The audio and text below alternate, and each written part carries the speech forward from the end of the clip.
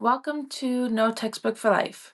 Real lessons school forgot to teach us. I'm Malia, a wife and mom who's learned the hard way that adulting doesn't come with a manual. This podcast is about the lessons we were never really taught, the stories that shape us, and the wisdom we pick up along the way.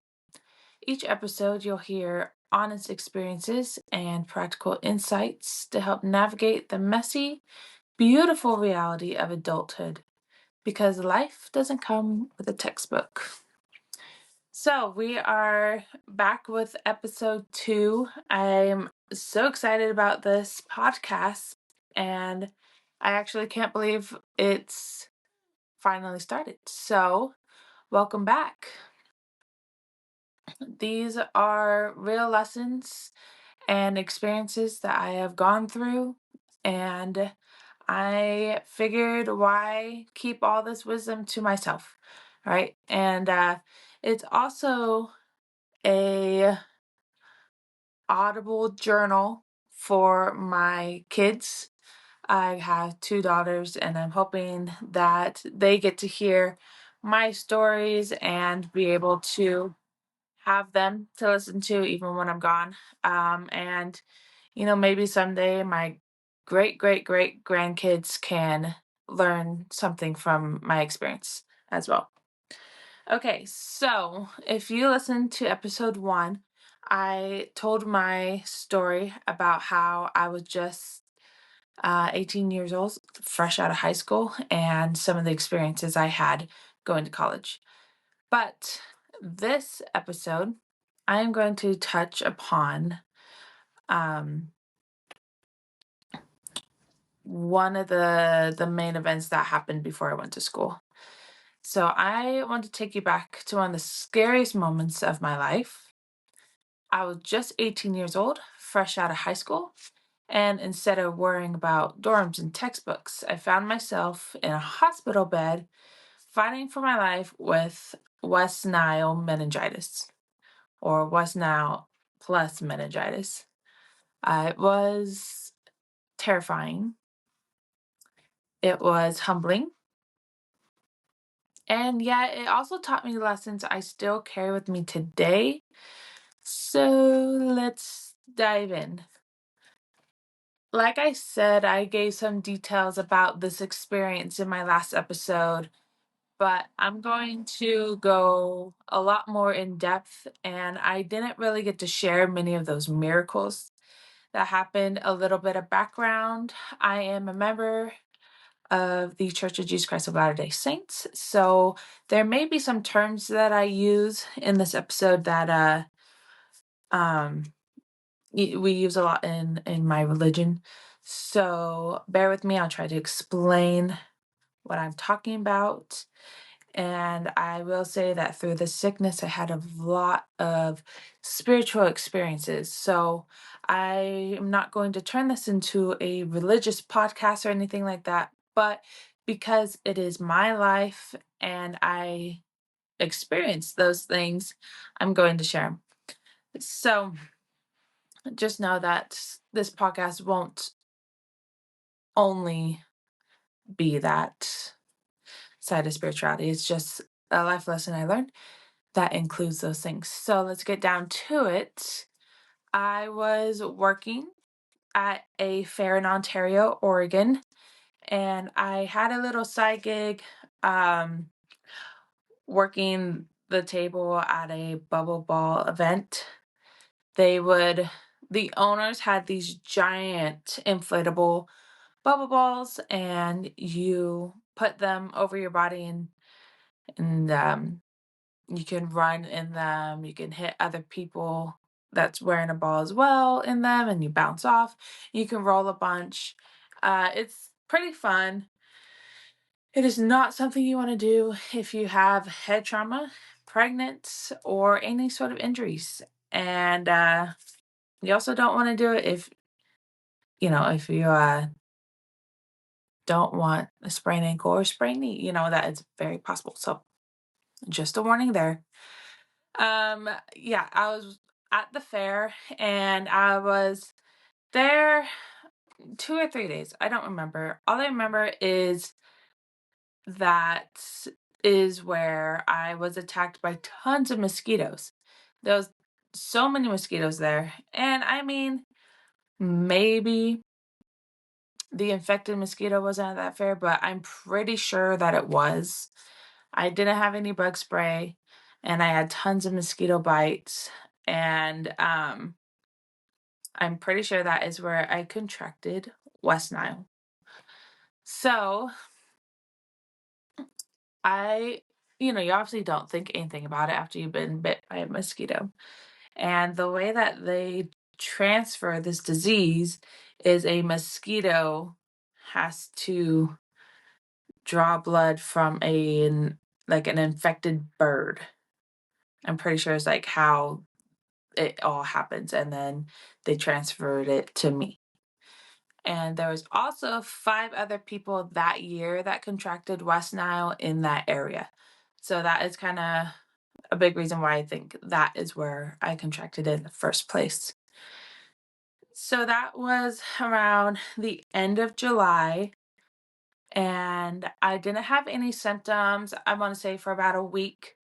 And I was at work in the factory, and I remember having this full body rash for like 2 days, and it felt like straight sandpaper on my whole body.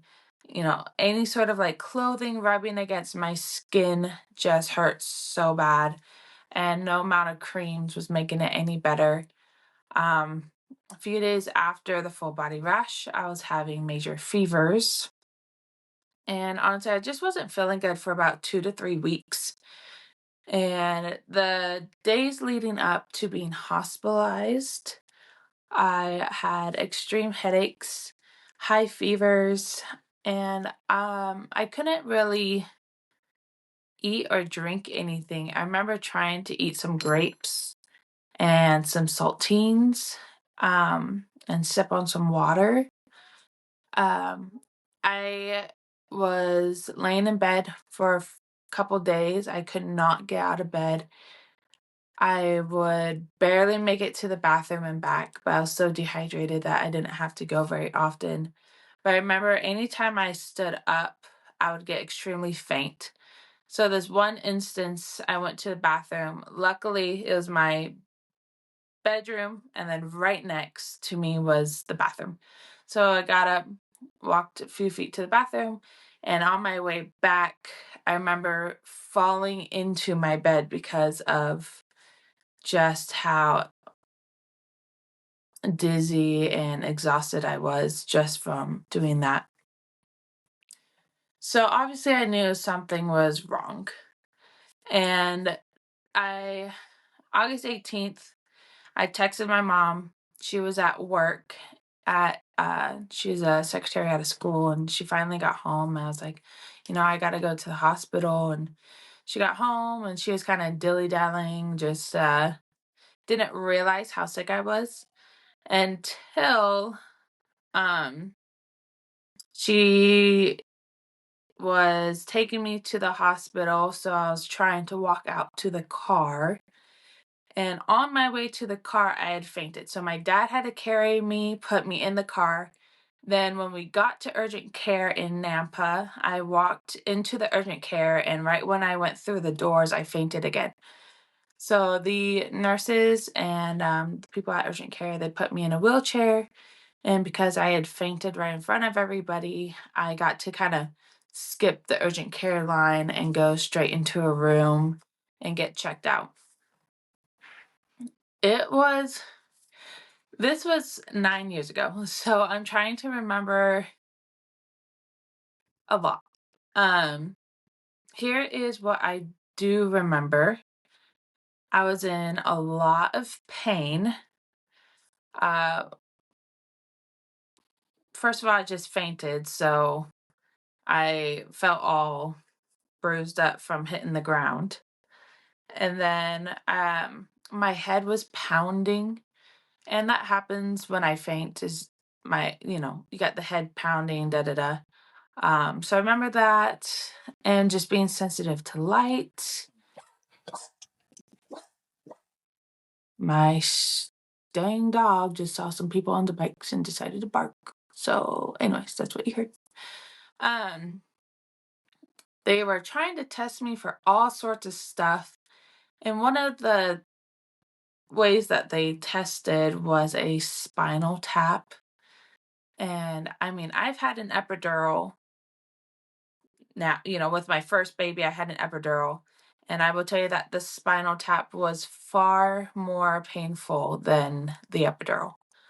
Um, so it's where they stick a long needle into your spine and they take fluid to test some stuff. I don't know what they were testing for, and I don't know if that's how they found the West Nile. But I mean, they did the spinal tap, and then they couldn't find what was wrong with me for 3 days. All sorts of blood tests were done for 3 days, and they put me in a room. I remember a nurse would come in with a mask on, or my mom would come in with a mask on, and then they would tell me, like, oh, you need a mask on. So people would come in not with a mask, but I needed a mask. And then there was one time where everyone had to wear these giant hazmat suits, but they weren't telling me what was going on. They were just pumping me with all sorts of stuff through the IV. And those first 3 days were probably the worst, just not knowing what was going on. Nobody cared to come visit me during those first 3 days. The only one who would was my mom, of course. And finally, they told me that I had West Nile, and they didn't catch the meningitis part yet. But my neck was extremely stiff, and I just had major headaches. Um, so it was a scary experience. Um, so August 18th, I was scheduled to move out of my house and go to college on September 13th. And so I only had a few weeks before I was supposed to leave. So I had all of that to think about on top of this disease that finally figured out what it was. So West Nile virus, it does it can cause neurological issues. So less than 1% develop neurological issues. And that was me. So I'm the 1%. And that was the meningitis, which is basically inflammation around the brain and spinal cord. So it was not a fun ordeal. I hate headaches. I mean, who likes a headache? Anyways, so it's basically a like weeks long migraine. Um, and then just laying in a hospital bed does something to you. I hurt my back and my legs were sore from not being able to walk around because anytime I stood up, I'd faint. I had to go get x-rays. What were they x-raying? They were x-raying something on my chest, and I had to stand up. And I literally fainted 5 times during my x-rays. And I would faint and then wake up and be like, oh, sorry. And then they tried to do the x-ray. Then I'd faint again. And I'm like, okay, we gotta fix something here. So I did end up staying in the hospital for 8 days. And that also included a emergency transfer to a bigger hospital in Boise. That had nothing to do with West Nile meningitis, I believe, because my heart rate was dropping so low that I got sent to a cardiac ICU.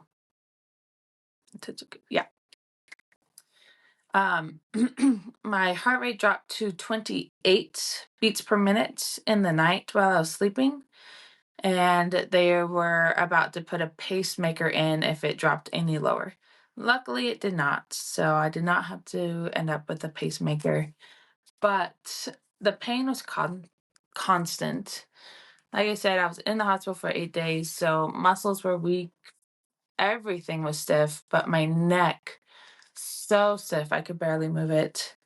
Um, just tons of weakness. Anytime I sat up or stood up, I felt dizzy and fainted a lot those days. And at 18 years old, when you're supposed to be independent and starting your life, it's a little humbling to not even be able to walk, um, especially like to the bathroom on your own without being worried about fainting and hitting something. Um, and here's the real fear, right? Is I didn't know if I'd ever fully recover. I didn't know if I'd make it home. Um, there was just a lot at that moment. And if you look into West Nile a little bit more, I talked to some West Nile survivors, and they continue to have major headaches for weeks on end. They still suffer with episodes of headaches and head trauma. It's bad enough that it affected their schooling and their life. Um, so that is kind of where I want to get into the miracles. Um, so I mean, there's so many. I'm trying to think of the order that they went in.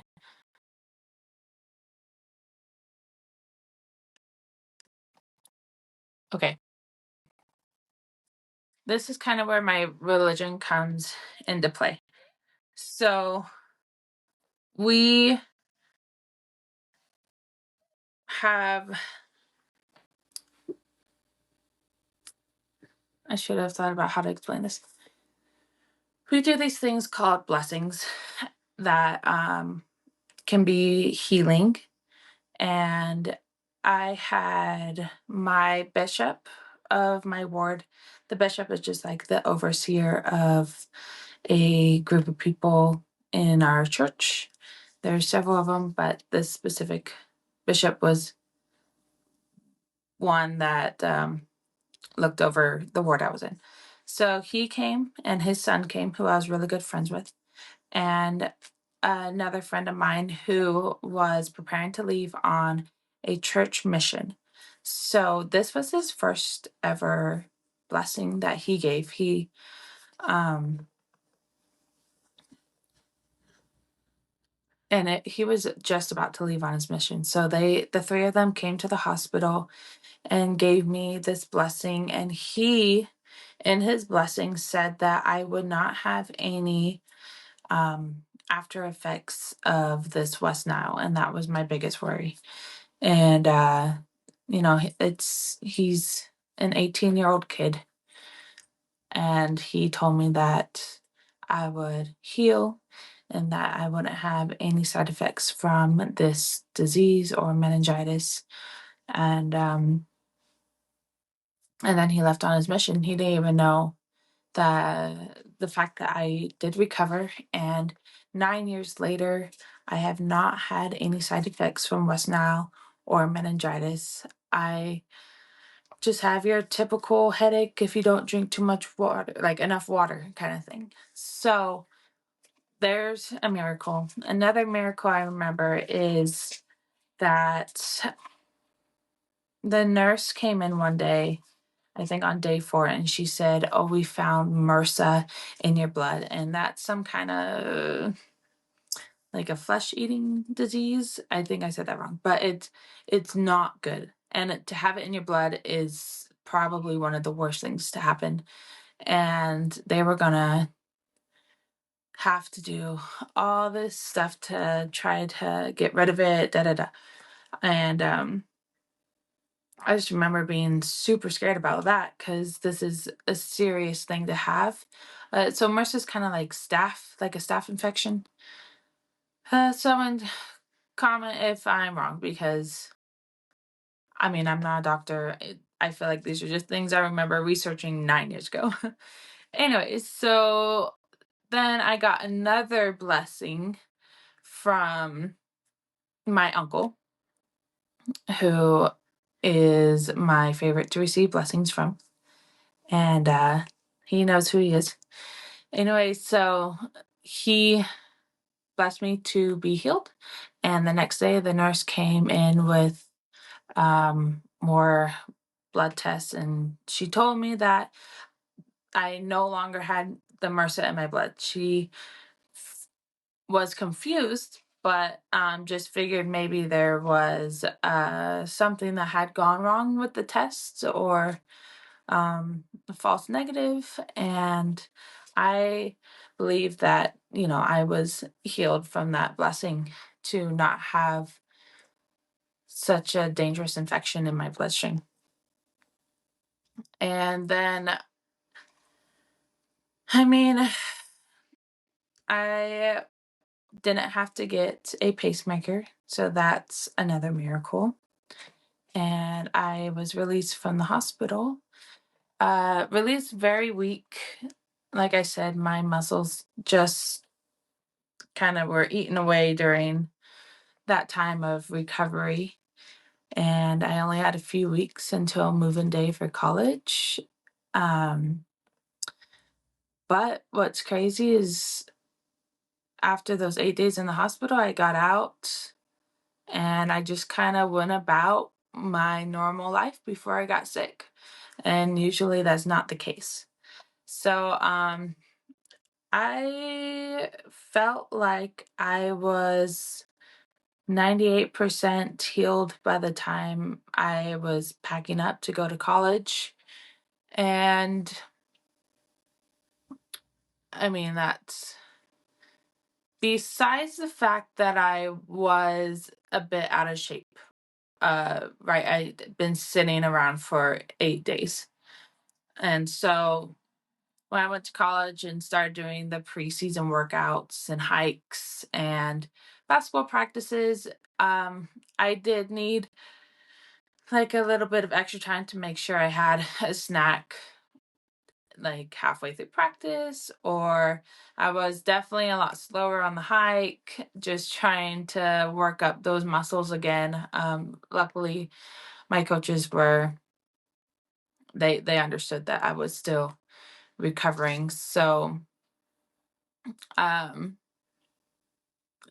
I that's a miracle in itself that I was just able to leave the hospital and just get better that fast and not have any side effects from that. So, um, there's a lot of things I look back on that could have gone wrong or had been worse, but this was an experience I was able to go through and to recover from and learn from.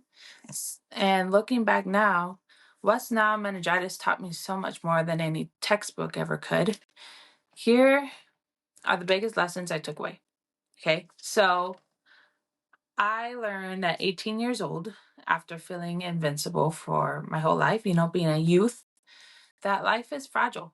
But as human beings, we are extremely resilient, So this showed me how quickly life can change. But it also showed me how strong we really are as mortal beings, you know? So lesson number 2 is that faith and miracles are real. I feel like you have to have that faith to be healed, as well as um, to receive those blessings too. And I'm not saying that God's gonna heal you every time, and that not everyone will experience a miracle like I did. But in that moment, I was fortunate enough to experience that because, there were some moments that I shouldn't have had the strength that I did. And there are a lot of things that should have been worse, and they weren't. Number 3, health is something we, or I, definitely take for granted. Walking, eating, having energy, you don't realize how much these matter until they're gone. And I've had 2 kids, so like not being pregnant too also helps me be grateful for having energy and all that good stuff. Okay, number 4, trials prepare you for the future.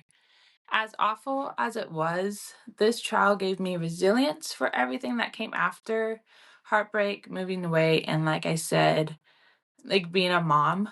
It was a foundation of strength that I didn't know I was building. Um, so those are the lessons that were learned from such a painful and unbearable experience. Um, and honestly, it was a lot of there was a lot of mental things that went into that too, of not knowing what was happening versus what was going to happen after, as well as just hoping that the pain would be over. But, you know, it's something that I guess I just had to experience in this life, and that's okay. So, every experience, right, it still ministers to our education and to the development of just being human. And it's through sorrow and suffering and tribulation that we gain the education that typically we came here to acquire. So I definitely believe that with my whole heart, because West Nile wasn't something I'd wish on anyone, but it definitely shaped me into who I am.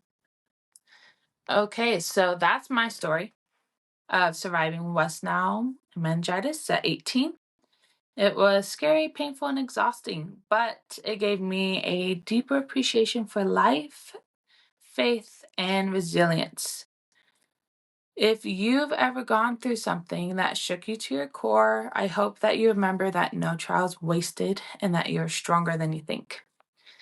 Thanks for joining me on this episode of No Textbook for Life. If you want the video version, head over to my YouTube channel, Modern American Mama. You survived another episode. See you next time for more lessons school didn't teach us.